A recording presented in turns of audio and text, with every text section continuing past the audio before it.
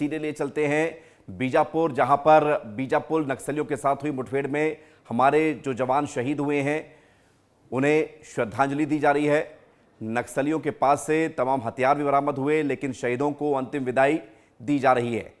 बीजापुर में शहीद जवानों को अंतिम विदाई की इस तस्वीर को आप देखिए, जहां पर हमारे सुरक्षा बलों ने अपना सर्वोच्च बलिदान दिया है। एंटी नक्सल ऑपरेशन में 2 जवान शहीद हुए थे और कल बड़ी संख्या में नक्सलियों को ढेर किया गया था। इस साल का सबसे बड़ा ऑपरेशन हुआ, लेकिन इस ऑपरेशन में हमारे 2 जवान शहीद हुए थे। संजय ठाकुर हमारे साथ जुड़ रहे हैं, हमारे सहयोगी। संजय, हम देख रहे हैं तस्वीरें, ये तस्वीरें गमगीन कर देने वाली हैं, आंखों में आंसू ला देने वाली हैं, लेकिन सीना गर्व से चौड़ा होता है, क्योंकि यही सर्वोच्च बलिदान की वजह से आज एंटी नक्सल ऑपरेशन पूरा किया जा रहा है और सफलता मिल रही है। बिल्कुल विवेक, एक रक्त रंजित इतिहास जो है वो बस्तर ने देखा है। और देखिए, ये बदलाव की तस्वीर है और इस बदलाव को लाने के लिए जो हमारे जवानों ने शहादत दी है, आज उन्हें अंतिम सलामी दी जा रही है। यहाँ छत्तीसगढ़ के डीजीपी पहुँचे हुए हैं, डीजी नक्सल ऑपरेशन पहुँचे हुए हैं और पुलिस के सारे आला अधिकारी पहुँचे हुए हैं, सीआरपीएफ के अधिकारी पहुँचे हुए हैं और सभी अपने उन जवानों को अंतिम सलामी दे रहे हैं। देखिए, मेरी जब कल पुलिस के अधिकारियों से बात हुई विवेक, तो उन्होंने बताया किस तरह जब जवानों ने नक्सलियों को घेरा था, उस वक्त ये दोनों जवान जो हैं ये बिल्कुल फ्रंट लाइन पे थे। जैसे ही नक्सलियों ने फायर किया तो पहला उनकी गोलियों का सामना जो है वो इन्हीं जवानों ने किया था और उनसे लड़ते हुए दोनों जवानों ने अपनी शहादत दी थी। और इसके बाद अब दोनों ही जवानों को यहाँ अंतिम सलामी दी जा रही है और इनकी अंतिम सलामी के लिए पूरा प्रशासनिक अमला जो है वो आज बीजापुर पहुंचा हुआ है, क्योंकि वो जानते हैं कि ये शहादत कितनी बड़ी है। ये शहादत बस्तर में चल रही इस एक बहुत लंबी लड़ाई के अंत के लिए बहुत ही महत्वपूर्ण है और यही वजह है कि इनकी शहादत व्यर्थ नहीं जाएगी। ये संदेश देने के उद्देश्य से आज सारे अधिकारी जो हैं वो बीजापुर पहुंचे हुए हैं। और देखिए, आपको पूर्व विधायक महेश गागड़ा नज़र आएंगे तस्वीरों में। वर्तमान विधायक जो बीजापुर के हैं कांग्रेस के, विक्रम मुंडा भी वो यहाँ नज़र आएंगे। तो सारे जनप्रतिनिधि के अलावा अगर आप देखें तो आम नागरिक भी मैं देख रहा हूँ बड़ी संख्या में जो हैं वो आज यहाँ पहुँचे हुए हैं। तो ये बताता है कि कहीं ना कहीं नक्सलियों के खिलाफ ये जो निर्णायक युद्ध चल रहा है, इस युद्ध में आम जनता भी अब फोर्स के साथ, प्रशासन सरकार के साथ आकर खड़ी हो गई है, क्योंकि वो भी जानती है कि ये जो लंबा एक खूनी दौर देखा है बस्तर ने, खासतौर पे बीजापुर ने, उस दौर के खात्मे की ओर अब सरकार आगे बढ़ चुकी है। इस दौर के खात्मे की ओर प्रशासन ने फोर्स से अपने कदम बढ़ा लिए हैं और क्योंकि अब केंद्रीय गृह मंत्री अमित शाह ने मार्च 2026 की डेडलाइन तय की है, लगभग 13 महीनों का समय बचा है उस डेडलाइन तक पहुंचने के लिए। और ये लड़ाई जो है ये और भी गंभीर होती जाएगी समय के साथ, क्योंकि अब फोर्स नक्सलियों के सबसे कोर इलाके में पहुँच गई है। अधिकारियों से हम बात करते हैं तो इस बात को स्वीकार करते हैं कि हाँ, ये लड़ाई है और लड़ाई में दोनों ओर से नुकसान होता है। फिर भी अगर आप पिछले 13-14 महीनों के आंकड़ों को देखें साल 2024 से, तो लगातार नक्सलियों को बहुत बड़ा नुकसान हुआ है, लेकिन फोर्स को बहुत ही कम नुकसान हुआ है। जबकि देखिए, ये वही बीजापुर है, 2007 आपको याद होगा रानी बुदली कांड हुआ था, 55 जवान इसी बीजापुर में शहीद हुए थे। उस एक साल में ही 80 से अधिक जवान जो है वो सिर्फ और सिर्फ बीजापुर में शहीद हुए थे। इस बीजापुर ने जितना खून देखा है शायद ही देश के किसी और हिस्से ने उतना खून देखा हो। सिर्फ जवान ही नहीं, आम नागरिक भी बड़ी संख्या में मारे गए हैं। अगर 20 सालों की बात की जाए तो 700 से अधिक नागरिक जो हैं, आम नागरिक, वो नक्सली वारदातों में उन्होंने अपनी जान गंवाई है। ऐसे में इस जो पूरे रक्त रंजित ये जो पूरा माहौल रहा है, ये जो पूरा एक दौर रहा है, इस दौर को ख़त्म करने की कोशिश जो है वो यहाँ प्रशासन की है, सरकार की है, फोर्स की है। और इसी लड़ाई में हमारे इन जवानों ने अपनी शहादत दी है। दोनों ही जवान बालोद और बलौदाबाजार के रहने वाले थे। यहाँ इन्हें अंतिम सलामी देने के बाद उन्हें उनके गृहग्राम भेजा जाएगा, जहां उनका अंतिम संस्कार किया जाएगा। बिल्कुल। और सबसे बड़ी बात यह है संजय कि हम लगातार इन तस्वीरों को जब देखते हैं तो अंदर से खून खौल जाता है, लेकिन फिर हम ये भी देखते हैं कि जो एक मंशा है नक्सलियों के खात्मे की, उसका असर हो रहा है। क्योंकि शहीद वसित कुमार रावटे, जिन्होंने अपनी शिक्षाकर्मी की नौकरी छोड़कर एसटीएफ को ज्वाइन किया और 3 बार उनकी जान बची, उनकी 2 छोटी बेटियां हैं, आज उन्हें हम अंतिम विदाई दे रहे हैं। उनके साथ हमारे एक और शहीद नरेश ध्रुव, जिन्हें हम अंतिम विदाई दे रहे हैं, ये कुर्बानियां व्यर्थ नहीं जाएंगी। मुख्यमंत्री भी ये बात कह रहे हैं और इन कुर्बानियों का हिसाब तो देना पड़ेगा नक्सलियों को। बिल्कुल, देखिए इन कुर्बानियों का हिसाब देना पड़ेगा। आपको याद होगा कि जब हमारे 6 जनवरी को 8 जवान शहीद हुए थे, उस वक्त प्रदेश के मुखिया विष्णु साय ने, केंद्रीय गृह मंत्री ने, राज्य के गृह मंत्री ने एक बात साफ कही थी कि ये कुर्बानी व्यर्थ नहीं जाएगी। और देखिए उसी का असर है। उसी नेशनल पार्क इलाके में 5 नक्सलियों को ढेर कर जब जवान लौट रहे थे तो नक्सलियों ने उनको निशाना बनाया था, 8 जवान शहीद हुए थे। और उसी नेशनल पार्क इलाके में फोर्स ने घुसकर 31 नक्सलियों को ढेर किया है। ये वही नक्सली है जो जवानों की शहादत के पीछे थे। ऐसे में ये इसे आप बदला कह सकते हैं, इसे आप कह सकते हैं कि जो जवानों की शहादत हुई थी उसका बदला जो है वो हमारे जवानों ने लिया है, उनके साथियों ने लिया है।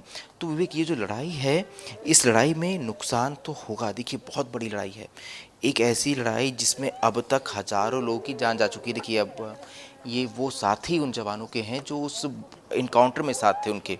ये महिला कमांडोज हमारी हैं, ये उस इनकाउंटर में साथ थे। वो गमगीन हैं, इनके गम को महसूस करना चाहिए। विवेक, मैं कुछ देर शांत होता हूँ। जी, क्योंकि ये आंसू जो आप देख रहे हैं अपने साथी जवान को अंतिम विदाई देते समय, ये आंसू सहज निकलते हैं, इस पर किसी का नियंत्रण नहीं। और लोग दुखी हैं, गमगीन हैं।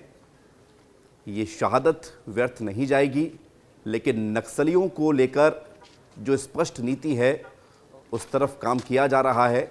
हमारे 2 जवान शहीद हुए बीजापुर में कल नक्सलियों के साथ हुई मुठभेड़ में, और हमारे दोनों जवानों को अंतिम विदाई दी जा रही है। उनके साथी जवान, अधिकारी उन्हें विदाई दे रहे हैं। ये देखिए आप, परिवार के लोग। इस समय जो तस्वीरें होती हैं उनके बारे में विस्तार से बता पाना भी इतना आसान नहीं होता है, क्योंकि परिजन टूट जाते हैं, गौरवान्वित महसूस होते हैं कि देश के लिए जान दी है, लेकिन परिवार के लोगों का रो रो का बुरा हाल होता है। और शहीदों को जब अंतिम विदाई दी जा रही है तो हर किसी की आंखों में आंसू हैं। शहीदों के शौर्य और पराक्रम को विस्तार न्यूज़ भी नमन करता है। और ये तस्वीरें हम आपको बीजापुर से दिखा रहे हैं। संजय, आपने कई उदाहरण दिए इससे पहले की कई घटनाओं को लेकर जब हमारी जवान शहीद होते रहे हैं, लेकिन परिवार के लोग भी आज ये महसूस करते हैं कि स्थितियों में बहुत बदलाव आया है और नक्सलियों को ख़त्म करने के लिए जो कोशिशें की जा रही हैं उसका असर भी दिख रहा है। और देखिए, परिजनों से बात करते हुए अधिकारी उन्हें सांत्वना दे रहे हैं। संजय। बिल्कुल विवेक, डीजीपी साहब जो हैं वो परिजनों से बात कर रहे हैं, उन्हें सांत्वना दे रहे हैं। और देखिए मैं देख पा रहा हूँ विवेक कि शहीद जवान वचीत जो हैं वो मुझसे उम्र में 1 साल छोटे हैं। सोचिए आप कि मतलब बहुत ज़्यादा उम्र नहीं है, नक्सलियों से लड़ते हुए उन्होंने अपनी कुर्बानी दी है, शहादत दी है। और उनके परिजन यहाँ हैं, कुछ बच्चे यहाँ हैं, बहुत ही छोटे बच्चे हैं, शायद उन्हें पता भी नहीं होगा कि उनके पिता जो हैं वो अब इस दुनिया में नहीं हैं। और बड़ी गमगीन तस्वीर होती है विवेक। और बस्तर की लंबी पत्रकारिता के दौरान जो है मैंने देखा है कि कितनी ऐसी तस्वीरों, कितनी ऐसी परिस्थितियों का सामना हमने किया, कितनी ही जवानों की शहादत देखी।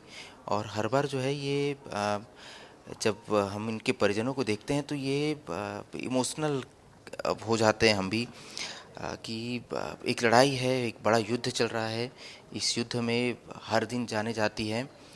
और देखिए परिजन हैं, बाकी जो साथी हैं वो उन्हें सांत्वना दे रहे हैं, उन्हें सांत्वना देने की कोशिश कर रहे हैं। ये वो डीआरजी के जवान हैं जो इस लड़ाई में साथ थे। ये वो महिला कमांडोज हैं जो इस लड़ाई में जंगलों के अंदर गई थी और उन्होंने भी उन 31 नक्सलियों को ढेर किया है। वो इनके साथी हैं, उन्होंने अपनी साथियों को खोया है और वो गमगीन हैं। तो एक तस्वीर है विवेक, मैं इसे कैसे डिस्क्राइब करूं मैं समझ नहीं पा रहा हूं। बिल्कुल संजय, हम समझ ये सकते हैं, तस्वीरें क्योंकि देखिए बस। आप उस तस्वीर को देख रहे हैं वहाँ पर मौजूद होके, तो और ज़्यादा इतना आसान नहीं होता है कि उस तस्वीर को हम ब्रीफ कर सकें, लेकिन ये हमारा काम भी है। हम लोगों को बताएं कि जो तस्वीर हम दिखा रहे हैं उसके बारे में जानकारी क्या है। शहीदों को अंतिम विदाई दी जा रही है, वहाँ पर डीजीपी मौजूद हैं, वरिष्ठ अधिकारी मौजूद हैं और परिवार के लोगों को सांत्वना दी जा रही है। 2 जवान हमारे शहीद हुए और जिस तरह से उन्होंने बताया कि ऊपरी पहाड़ी जहाँ से गोला बारूद नक्सली बरसा रहे थे, तो एक आसान लड़ाई नहीं थी, ये बहुत मुश्किलों वाली, चुनौती वाली। और आप देखिए कि डीजीपी की आंखें भी नम नज़र आ रही हैं। और एक बहुत बड़ा जब नुकसान होता है तो इसका असर भी पड़ता है। हमारे 2 जवान शहीद हुए हैं, उनके परिवार के लोगों का रो रो का बुरा हाल है। उनके बटालियन में जो लोग थे, उनके साथी, वो बहुत पीड़ा में नज़र आ रहे हैं। आप देख रहे हैं अधिकारियों को भी पीड़ा है। ये सब इसलिए क्योंकि ज़रूरी है कि हम उस ऑपरेशन को पूरा करें जिस ऑपरेशन की जिम्मेदारी हमें मिली है। और ऑपरेशन यही है कि नक्सलियों का खात्मा किया जाए। नरेश कुमार धुर्वे और संजय, हम देख रहे हैं आप बेहद मायूस नज़र आ रहे हैं, क्योंकि ये तस्वीरें जो भी देखता है उसकी आंखों में आंसू आ जाते हैं। संजय, आप अपना हौसला बनाए रखें और अगर आप कुछ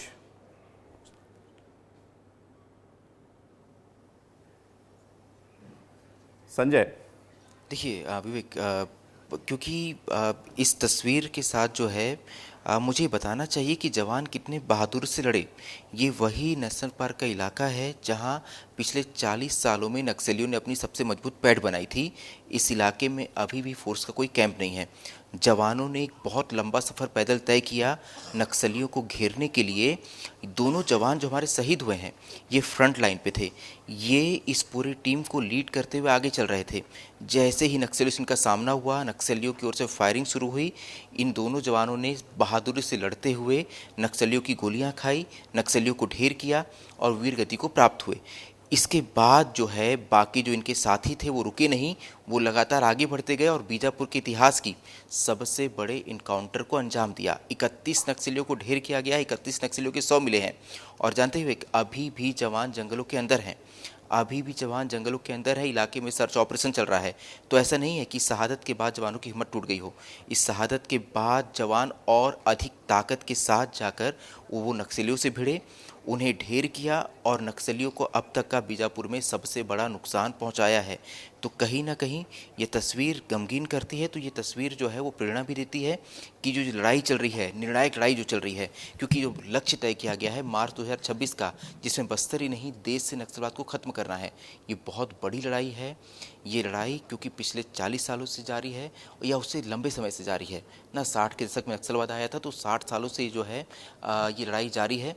और इस लड़ाई में जब पुलिस के अधिकारियों से हम बात करते हैं, इस बात को स्वीकार करते हैं, भली भरे हुए मन से स्वीकार करते हैं, लेकिन इस बात को मानते हैं कि इस युद्ध में नुकसान तो होगा और उस नुकसान को सहने के लिए जवान तैयार हैं।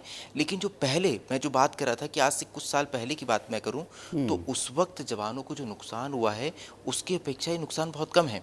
ये वही बीजापुर है जिसने रानी बुदली ऐसे कांड देखे। 55 जवान, सोचिए, एक साथ शहीद हो जाएं, बिल्कुल एक ही साल में 80 से ज़्यादा जवानों की शहादत हो। ऐसा ये बीजापुर रहा है। सबसे अधिक आम नागरिकों की हत्या देश के किसी हिस्से में हुई है तो वो बीजापुर जिला रहा है। लगभग 700 से ज़्यादा आम नागरिक जो हैं वो राज्य बनने के बाद बीजापुर में मारे गए हैं नक्सलियों द्वारा, नक्सली घटनाओं में। ऐसे में इस बीजापुर में अगर फोर्स द्वारा इतनी बड़ी घटना को, इतने बड़े इनकाउंटर को अंजाम दिया जाता है, 31 नक्सलियों को ढेर किया जाता है, तो कहीं ना कहीं बीजापुर की बदलती तस्वीर को ये बताता है। और पुलिस के अधिकारी हैं, मैं कोशिश कर सकता था उनसे बात करने की, लेकिन मुझे लगता है कि ये वक्त जो है, ये वक्त उनका एक ऐसा वक्त है जिसमें उन्हें अपने साथियों के साथ होना चाहिए। मुझे लगता है कि ये वक्त है जब उनके साथियों को उनकी ज़रूरत है, उनके ढाढ़स की ज़रूरत है, उनकी सांत्वना की ज़रूरत है। आप बिल्कुल ठीक सोच रहे हैं और ये ज़रूरी भी नहीं है, क्योंकि एक अधिकारी के तौर पर भी इस तस्वीरों के माध्यम से हम जो तस्वीर देख रहे हैं कि उनकी आंखों में भी आंसू है, वो भी ये सब चीज़ देख रहे हैं। उनका साथी जवान अब इस दुनिया में नहीं है, उसने अपना सर्वोच्च बलिदान दिया है, तो ज़रूरी है कि वो अपना वक्त उस जवान के परिवार को दें, उन्हें सांत्वना बढ़ाएं और उन्हें ढांढस बनाएं। लेकिन एक सवाल और मैं संजय आपसे करना चाहूँगा कि हमारे 2 जवान घायल भी हुए हैं इस ऑपरेशन में उन्होंने ही बताया कि कैसे नक्सलियों ने ऊपर से हैंड ग्रेनेड से हमला किया, कैसे एक बड़ा चुनौतीपूर्ण ये पूरा ऑपरेशन था। और आप बता रहे हैं कि अभी भी कुछ जवान अंदर जंगल में मौजूद हैं, उनको लेकर क्या अपडेट है?